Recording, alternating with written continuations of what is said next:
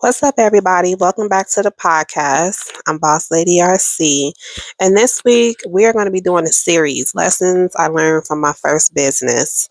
I started in catering, but the lessons I learned go way beyond food and can apply to any business.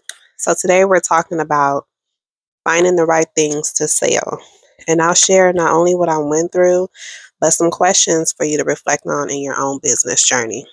So let's get into it. So, my first business was a catering business, Little Rock Kitchen. It was a business me and my husband started back in Los Angeles. And really, we had no plans to start a catering business, okay? Like, a friend came to me, she was having a party for her daughter, and she wanted barbecue. And she didn't know a good barbecue spot to get food from for her daughter's party. And she was like, hey, like, you and your husband, like, y'all cook and y'all some good cooks, right? It's like, yeah. And so she was like, well, do you want to cook for my daughter's birthday party? And I'll pay you guys. And I was like, okay, like, sure. So we had made ribs, mac and cheese, mashed potatoes, chicken, all the things, right?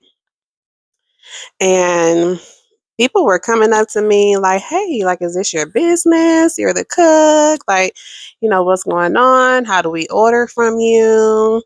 And Little Rock Kitchen was kind of just born from there. Okay. Like, my husband had his friend make up a logo for us, and we just kind of grew from there. And honestly, y'all, like, we didn't even stick to the barbecue because, like I've said before, people don't understand the value and the price of like good barbecue and the time that gets put into cooking barbecue.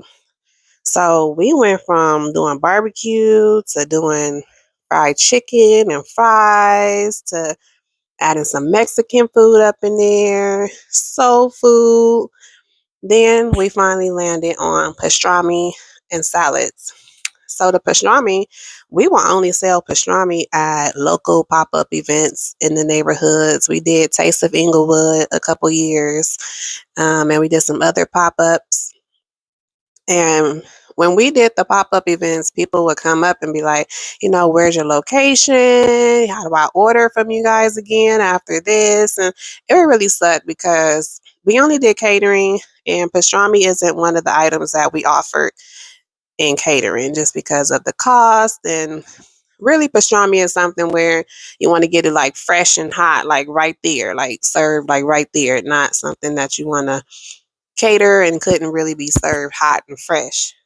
So the pastrami was only at pop-up events, but we ended up sticking with catering, doing, fresh made salads, sandwiches, wraps, those types of things. And that was one of the products that stuck, that people loved. We would do cater, events all the time, and people loved that. And even at the time, I was working, a full-time job.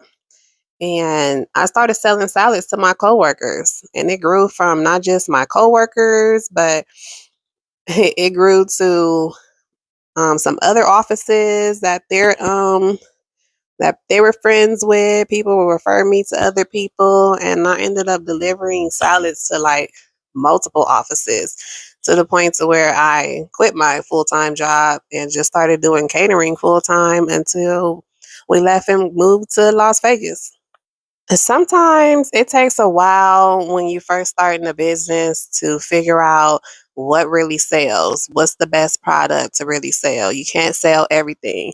And that's why we kind of changed from like, okay, well, this is doing good, but it's slowed down. So what can we do now? It's like we knew we had the potential, we knew we had the skills, and we knew we were bomb ass cooks. So it's, just finding the right products for us that made sense. You can't sell everything. Some things are going to sell better than other things. You really have to just focus on what people want and what makes sense profit wise. Like when we first started, we did the barbecue. It didn't make sense profit wise because not everybody wanted to pay barbecue prices. And if you know good barbecue, real barbecue, that shit is expensive. So you just have to really focus on what people are asking for, what people really want, and what makes sense price wise. And if you're unsure if you're really profiting off of what you're selling, this is when you need to track your costs versus your price to see the real profit. You should be keeping track of how much everything costs and how much time it takes to put everything together. And you don't want to just track the price of just the food or the actual product. You also want to account for the packaging, the shipping, any kind of labels, like everything that you need to put your product or your service together, plus the time, okay, the labor that it goes into it, because nothing is just one and done. All right, takes time to put things together and see if it's really making a good profit for you, if it really makes sense to continue with this product or this service, or should you try another variety of this product or service. So I have a few questions for you that can help you in your business to try to figure out some things. Which product or service actually brings you the best return, not just the most attention? And if you had to cut your offer down to one signature thing, what would it be? All right, y'all. That's it for this episode. Thanks for tuning in. Remember, these lessons are just about catering. They're about building a business that actually works for you. Take a few minutes to answer the questions and reflect. Let me know your thoughts. You can tag me on social or send me a message. And don't miss the next episode in this series where I'll dive into consistency that builds trust. Until then, keep building, keep learning, and keep going. Have a good day, y'all. See y'all later.